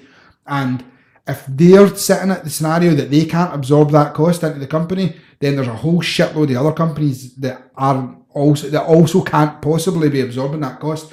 So we know this is how they're operating, and we know that that's just so they can show the stock market that they're expanding and growing, so they can keep their stock price up, so they can keep themselves a affluent company in the stock exchange that people want to invest in. And keep taking dividends out. And they can keep taking dividends out because they're growing, and they can then go to the bank and say, yes, I've not made any profit, but my company, the amount of work my company has done has grown by 14%. And the bank says, well, 14% growth will give you £1 billion to pay to strangers. You know what I mean? So we know that that's how the businesses are operating. But we only know that now because we've had to look into it. But it doesn't get reported to the public. The public aren't being told these companies that you're relying on to build the fucking schools are deliberately operating at essentially almost, well, in most cases they're operating at minus millions of pounds because they don't fear failing, because they don't believe they can fail. And when one of the biggest ones does collapse like it did 2 or 3 weeks ago, all that's happened is the directors have walk away at the present moment scot-free, and most of the company's employees are getting paid by other people and are still in work. Where is the failure? Where has this went under? Well, there's no repercussions, which means there's no incentive for other companies to manage themselves properly. Yeah, I mean, essentially, all the guys at the top, I'm not saying that this is what they're doing, by the way, but all the guys at places like Capita, like, I'll take on more contracts, I'll keep on taking loads of money, and when shit hits the fan, I'll walk away scot-free, and all of that will all get dealt with the government, who will pick everything up because they need to keep stuff going, and then no one will chase me down and hunt me down, and I'll get to live in my big house with my big car. You know what I mean? But yeah, again, so we know that there has been examples of this happening with the banking crisis 2008-2009. With regards the problems with the pension pot, etc., with Carillion specifically, we have had a fairly recent incident of a big company failing, which has caused exactly the same problem in BHS, and I was looking into that. So Philip Green, who is a different, by the way, Philip Green from the Philip Green, who is the... Does it look a lot like him with a pair of glasses and like a fake nose and a moustache? No, but funnily enough, the I think CEO or the director, whatever his exact official title was, but the top guy at Carillion at the point that they went bust was also a guy called Philip Green.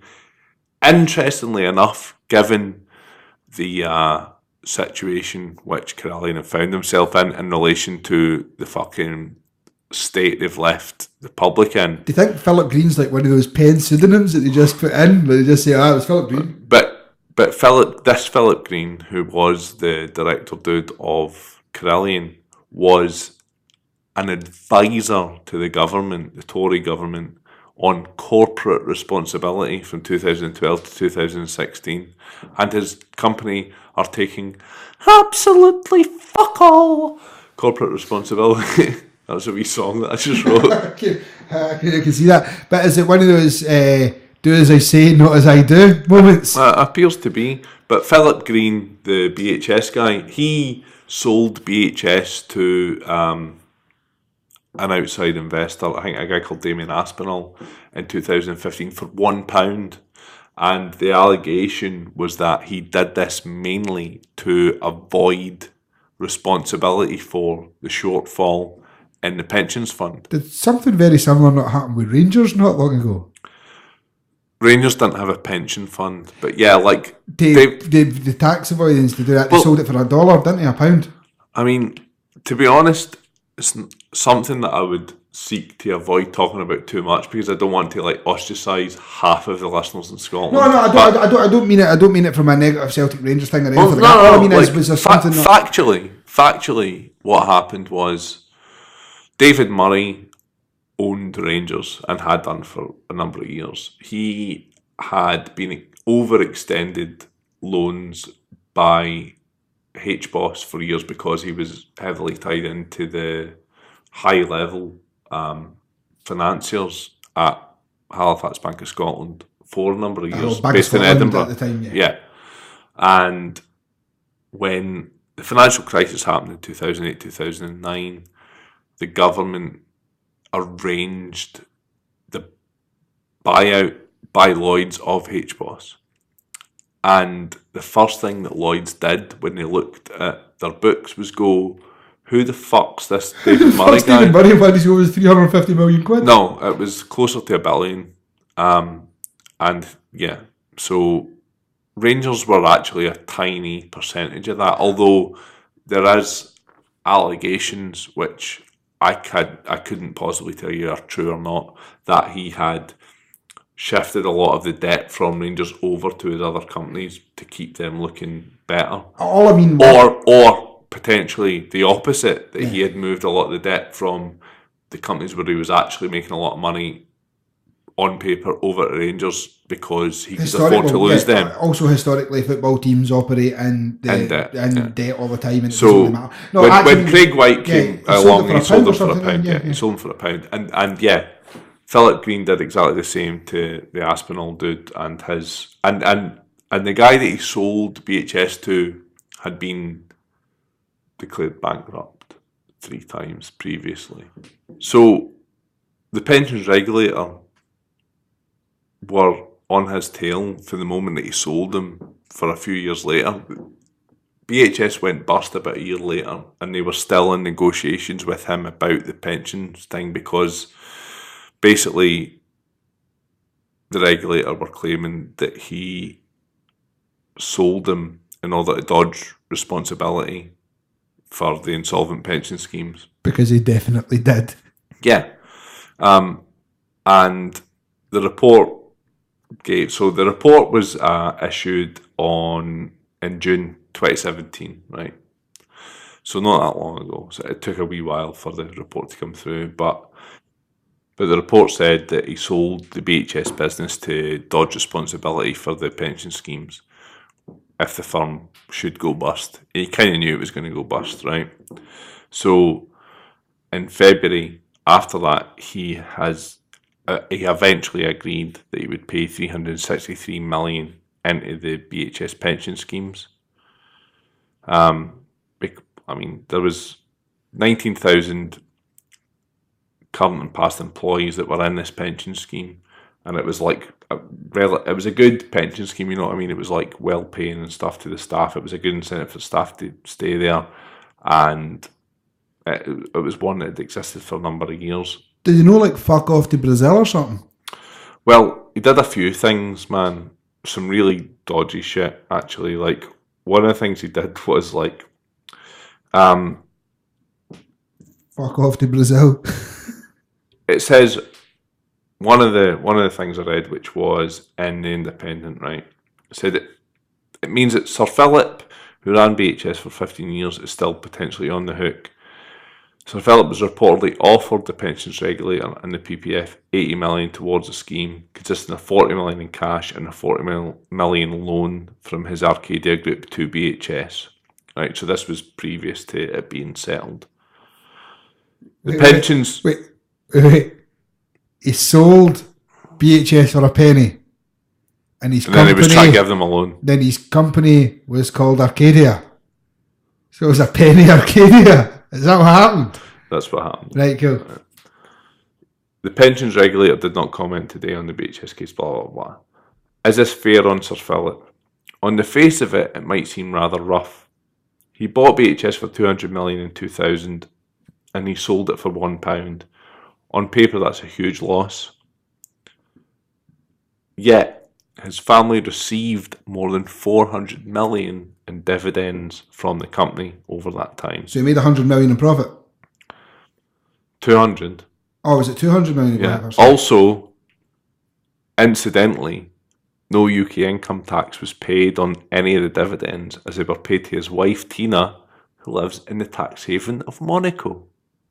So, Philip Green, as with Carillion, took as much money as he could get out of the company, lined his pockets and the pockets of his family. I think you'll find if it lined Tina's pockets, not his pockets, that sentence is libel. When they went bust, they had debts of 1.3 billion, similar to Carillion. They owed about 500 million in a pension pot, 537 million, so less than Carillion. But the one positive is that he was actually forced to give money back into the pension pots. Did the government keep all the BHS stores open? No, and they didn't pay any of the BHS staff either because they didn't need them. And that's the difference, you know what I mean? Because it wasn't BHS was not a public sector company, it was a private sector company. So BHS fails, government went, right, okay. The only thing that they were interested in was making sure that the pension pot was funded. And they got him to agree to pay 383 million towards the pension pot. That was the settlement. The regulator's report confirms that 343 million has been put by Sir Philip into an escrow account to fund a new pension scheme for BHS scheme members. A further 20 million was put aside to cover administrative expenses. Existing members of the BHS scheme had three options. They could buy in it, they could not buy in it, blah, blah, blah, blah. But they basically said at the end of it, once he'd given that 383 million, that it meant that they had 100 million of wiggle room, basically. They were going to be able to pay anybody, and they had, you know, potentially money that would buffer them from any problems in the future. But the interesting thing that I found from it, right? So there was a Guardian piece. It said the regulator's report had agreed the funding of this arrangement. It had 100 million surplus. Frank Field, you remember Frank Field? Who was the head of the Commons Working Pensions Committee and led the investigation, said the report did not provide sufficient information for the public to judge if the regulator had got a good deal. The report confirms that Sir Philip Green stripped BHS bare and then left it for dead with contemptuous disregard for the pensioners. But we knew that. What this watered-down version of events doesn't let us do is assess the strength of the pensions regulator's case against Sir Philip and how well they played that hand. Understanding that is fundamental to getting a regulatory regime in place that will stop a repeat of BHS. But I mean, like Carillion. But I mean, our man Field, he's on the side of good for the most part here. Yeah. I mean, like He continues. Of course, the regulator and Sir Philip have a shared interest in keeping the details quiet, but that cannot be the public interest. Wait to hear this one, by the way. This is fucking brilliant. This is this is about 9 months prior to the collapse of Carillion. Nicola Parish, Executive Director of Frontline Regulation at the Pensions Regulator, said, "The report highlights the lessons we have learned from this case about how we can regulate more effectively. We are already acting more quickly to intervene where we consider schemes to be underfunded or where there are indications that employers may be avoiding their responsibilities." Does that remind you of anything we might have spoke about with regards to Carillion earlier on? See, and I think this is what we can draw from this entire episode and everything that we've looked into, that the government knew what was happening. The government didn't do anything to prevent it. And now the taxpayer is picking up the bill and looks to be going to pick up the bill for another 2 or 3 big companies that are out there at the present moment. There's no logical reason that they're going to suddenly start to succeed. And all we can do is just kind of bend over and take it, essentially. There's nothing like, I mean, we have no control over this. The government don't care about it. And that's what we're being left with. We're being left with, certainly pensioners have been left with very little protection on any kind of private pension schemes, is what it looks like. Or any protection they do have seems to be reactionary rather than proactive. They could clearly see that Carillion weren't paying into their pension fund. Nobody tried to intervene and put sanctions against them while they were a going concern. It's only after the fact of their liquidation that we're now trying to do something about it, which is the very definition of locking the stable door after the horse has bolted. We did the same with Philip Green when BHS went bust. We did the same with the banks. And we're learning, what are we fucking learning? We're learning nothing. We're currently looking at a possible same situation with Capita, the same situation with Langer Roke, the same situation, hypothetically, with the likes of Balfour Beatty and G4S and that other one, what are they called? Langer Roke. No, the one that does all the hospital stuff. Sodexo. Circle. Circle. Yeah, and then you've also got... Ignore the Sodexo. They're lovely. You've also got the Weir Group, and you've got a couple of other ones there that are kicking about as well. And as far as we can see, and then like I said, you've got the complete revelation that we brought to you this evening about the fact that fucking forensic services and the police are like, that has to be bought out by someone. Someone has to buy that out in 3 months' time, or there won't be a company there to be doing the forensic service for the police department. And the Times 21 minutes ago have just published a business Not piece. Another fake newscast. Do a cracking podcast twice as the piece. Yeah, that's what it was. That's what it was. How That's did what they they're know? covering. But they're looking at the Pension Protection Fund and Carillion, and basically looking at how much the trustees have done to protect members. The pensions regulator, which attended pension trustee meetings for 6 years at Carillion, are going to be grilled next. I like the idea that the pensions regulator is like a guy with a shotgun. Just stand there, just like, you get your pensions. Like Warren G. Regulators, mount up! And then just send them out to the pensions meetings. I'm trying to find Mr. Warren G. That's not the tune, but I will go it. Oh, fuck you, Paul. But yeah, it's a big piece looking at, basically they are saying it's going to be the biggest dent to the Pension Protection Fund that it's ever suffered in its history. It's going to be the biggest loss in its history, and the government and particularly the pensions regulator should have done something about it earlier. So, yeah, it's not a particularly pleasant episode for me. to be presenting to you, especially fucking listeners in the UK. It seems that we are getting a poorer service in many fucking arenas than we have done for the past 20, 30, 40 years, and we're paying more for it. We're paying tax.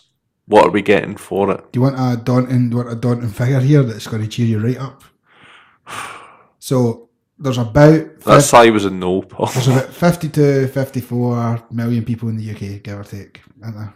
60 odds, actually. Is there 60 odds? Maybe taxpayers or voting public, 54. But yeah, there's... So going by the vote, so going into that, because this number matters to it. So say every one of them has a pension that gets skimmed here to pay for the 990 million, right? That means that every single one of us in the UK in their entirety has to pay nearly £20 each to fix the problem. Yeah, and the reality is that actually probably only about 9 or 10 million have a private pension. It'll be much less than that. But what means it'll be much more than that. What I mean is it'll be much less people than that. Is what I mean. But that's what I mean. So even if the entire voting public of the UK, the people who are between the ages of, I don't know, like 16 and 60 or 18 and 60, it'll be 18 and 60, won't it? Because it was only 16 for the referendum, so it'll be 18 and 60. I think is the 1865. I think that's where they do the number for the voting public. That's the holidays I like to go on. Club 18 and 65. They just call it a holiday. You're looking at £19.60 or something like that per head if it was everyone, and we know that it's going to be substantially less than that. So you're probably looking at £100 per head for you to fix the problem that Carillion caused, that the government knew they were causing and didn't do anything about. So that's something to look forward to. £100 off all of you to fix Carillion's problem. It just boils down to none of us, the taxpayer who doesn't own a company, sees the benefit of any profits that any of these companies make. We don't see our lives improve. We don't see our services improved on the basis of Virgin or Carillion, G4S or Serco or Capita or Langerock or Balfour Beatty or the Beer Group or any of these people, any of the banks. Serco. RBS, majority shareholder is you. You don't get any benefit out of them. HSBC, Halifax Bank of Scotland. But when they fail, we're the ones that have to pay up. The entirety of Ireland. So you can ask yourself whether you think that's fair or not, and whether you think you should continue to vote for that or not. That's up to you. I know what I'm going to do. Going to get drunk. I don't want to be pro or against Brexit in this rant here at the end, but all I would say is that if you think it's bad right now, as soon as you don't have European regulations for this, it's going to get fucking worse. Because right now, the Tories are allowing private companies to bleed us dry, and we're protected in some format through legislation from the EU. As soon as we're not the only people making legislation in this country to decide the way that businesses can operate is Westminster. And they have shown time and time again for the last 30 years. They don't give a fuck about you. That they don't give a fuck about you. Essentially, see, if you're listening to this podcast, there's a high probability you don't fall under the scenario that the Conservatives give a fuck about you. And by that I mean British Conservatives. If you're American and you're listening to it, there's a high probability the Conservatives give a fuck about you. Have been either bored or confused by this entire episode. Oh, who the fuck is BHS? To be fair, a lot of British people will have asked the same question. BHS is British Home Store, by the way. Yeah, but I mean... Or it's Bez's Happy Sundays. It's not that surprising. It's not that the Happy Sundays. It's not that surprising that they went under, because what the fuck did they do that anybody wanted? I'm sure it was like towels and like it was bed covers. It was like Marks and Spencer's for dead people. It's not like if Marks and Spencer's had a baby with Woolworths. If Marks and Spencer's had to provide clothes for a post-apocalyptic world. BHS sold Ladybird clothes. clothes where you could dress up as a ladybird. Clothes soap manufactured by a company called Ladybird. Are you fucking having a laugh? No, man. Is that the same people who made the books? Doubt it. That's not how all companies That's work. not how books work. See when I go to the supermarket and buy an apple, that's not by the same guys who make iPhones. It's not the same fella. What about penguin books and actual penguins? Are they related? No, but penguins are really flammable. Oh, because of the oil in their blubber. You use it to get whale oil out. Paul, I've told you this fact twice in the last week. I'd like to ask a question. What does a hard-boiled penguin egg look like? It's clear with a yellow yolk in the middle. It doesn't ever go opaque when you boil it, so it looks like, if you can imagine, a yolk set in clear jelly, but slightly Actually, off green. I can give you a much better visualisation of that, particularly if you're Scottish. You mind a clear bouncy ball with with an opaque bit in the middle? That's what it looks like. But it doesn't bounce. And it also tastes mildly efficient. It's meant to be relatively pleasant. Much like normal bouncy balls. And also penguins... Certainly tastes like my bouncy balls. Slightly of fish, but pleasant. I apologise. That was the second bottle of wine. So anyway, I think it's reasonable to say that as we're just about to hit the 2 hour mark, that we've done our episode twice. Now, And I hope you appreciate us powering through. oh, honestly, I've got work tomorrow and it's going to be shit. My boss is going to be like, Paul, why do you look like a fucking burst ball? And I'm going to be like, oh, I was up recording the same fucking podcast twice because the first time we sounded like drunks talking through a wet bit of paper with the microphones. When we weren't. And this time we sound like drunks because... Jerry is. But so I've had a lot of fun doing this. I had more fun doing the first one. Honestly, the first one was so much better. You guys are missing out. It was the best podcast that anyone has ever recorded. It was like it was one of those. It was one of those you would get like a podcast award for it, but I don't know the name of the podcast awards, so that died a death. Anyway, But it was worth one. I've had a great day today, tonight, this evening, recording podcasts. I'm so glad that you've stuck with us to the end and listened to the episode. Do you know what you need to record podcasts twice in a row? Sharpness. Do you know what's sharp? Cornerstone razors. Oh, Jesus. Have Cornerstone razors people in your life. Fake news 10 or something. Fake 10. I don't even care We'll anymore. put the link at the bottom. If you've listened this far, and you definitely don't need to shave. If you've listened this far, you've probably heard this before. See the thing that we've said before for Cornerstone? It still applies. All that stuff. That was one of our less good adverts. Cornerstone. I don't know. Shaving. Cornerstone. Razors. Faces. And if you can think of like 3-lettered swear words, they'll carve it at the bottom. So think of the most offensive thing you can have for 3 letters. You can have like KFS, and then it means that your razor will be worth more than KFS, the company that's about to fucking fold and not do the forensic services in the UK anymore. You just write bar. Oh, BAW, you could get bar. And then you could get another one that says bag. You can have bar bag razors. You can get one for your boss. Yeah, I think that's the best one I can think of right now. Also, we are going to get new mics, hopefully, for March. For the March episodes, we'll have new mics. Oh, do you know what we forgot to say at the beginning of this? Because we recorded it for the second time.